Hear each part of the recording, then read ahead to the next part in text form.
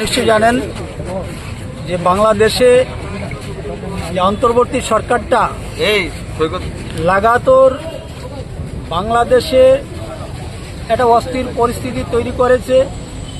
সাম্প্রতিককালে আমরা দেখেছি এরা কাউকেই বাদ দেয়নি। এমন একটি বর্বরোচিত ঘটনা, যে ঘটনাটি সম্পূর্ণ ভারতবাসী এবং বিশ্ববাসী তার নিন্দা জানাচ্ছে এবং অত্যন্ত নিন্দনীয়। সেটা বিশ্বকবি রবীন্দ্রনাথ ঠাকুরের যে পৈতৃক বাড়ি, সেই বাড়িতে এই ফ্যাসিস্ট যারা বাংলাদেশি বর্বর যারা এইভাবে বাড়িটাকে ভাঙচুর করলো।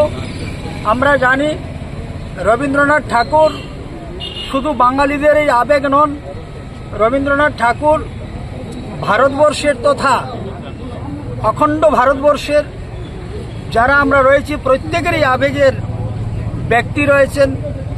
আজকে সেই আবেগের মধ্যে আঘাত এনেছে, এত নিচে নেমেছে এবং হিংসা এবং তার একটা সীমাবদ্ধতা থাকা উচিত। কিন্তু সেদিন রবীন্দ্রনাথের মতো একজন বিশ্বগুরু, বিশ্বকবি সেখান থেকে রেহাই পাননি। এই হায়নার দলেরা রবীন্দ্রনাথ ঠাকুরকে রক্ষা করেনি, শেষ রক্ষা পাননি। তাই আজকে আমরা তারই প্রতিবাদে আগরতলাতে আমরা এখানে যে চেকপোস্ট রয়েছে সেই চেকপোস্টের সামনে আমরা বিক্ষোভ প্রদর্শন করতে যাচ্ছি।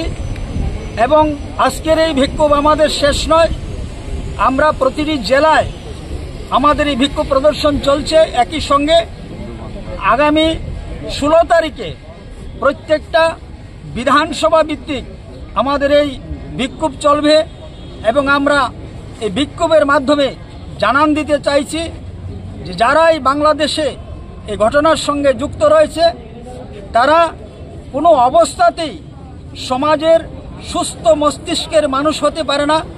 এদের বিকৃত মানসিকতা, এটা থেকে সমস্ত অংশের মানুষ যেন ঐক্যবদ্ধ হয়ে তার প্রতিবাদ আমরা করি এবং তার বিরুদ্ধে আমরা সোচ্চার হই।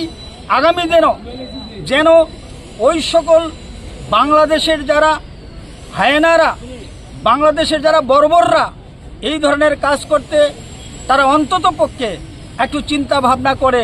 তার জন্যই আমাদের আজকে এই প্রতিবাদ মিছিল আমরা সংগঠিত করতে চলেছি।